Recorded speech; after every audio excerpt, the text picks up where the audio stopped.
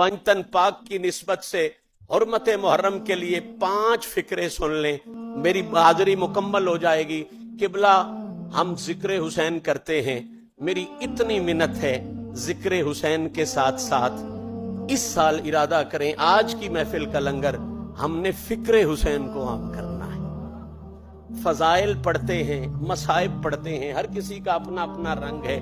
मैं सैयद ज़ादाओं के हाथ बांध के अर्ज करता हूं, इस दफा फजाइल मसाइब पढ़ो लेकिन साथ साथ मकासिद हुसैन भी पढ़ो। 5 बड़े मकसद थे, इशारा कर देता हूं, तशरीह फिर कभी करूंगा।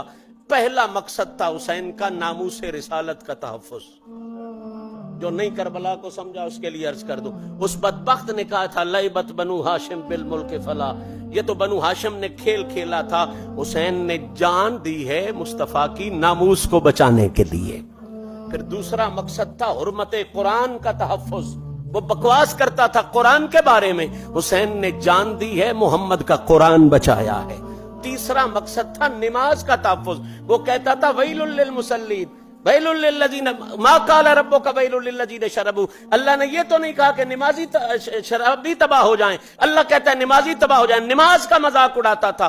हुसैन ने जान दी है, नमाज का तहफ़्फ़ुज़ किया है। और एक फिक्रा ऐसा है, मैं दर्द से शायद पढ़ ना सकूं, चलते हुए बीबी ज़ैनब पाक को रसूल के लाल ने सारी बात बता दी थी। कोई अचंबा नहीं हुआ, कोई अचानक नहीं हुआ, जानते थे, बता के गए थे, प्यारी बहन तू अकेली आएगी, तेरे पास हाथ अली अकबर नहीं होगा, अली असगर नहीं होगा। हैरान होके बीबी पाक पूछती हैं, भैया फिर ये कुछ भी नहीं बचेगा तो क्या बचेगा? जब ये कुछ भी नहीं बचेगा तो क्या बचेगा?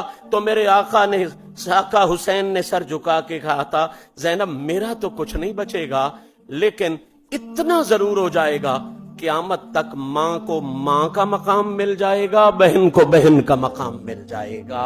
और आखिरी जुमला और सबसे बड़ा जुमला हुर्मत मुहर्रम के लिए सुने।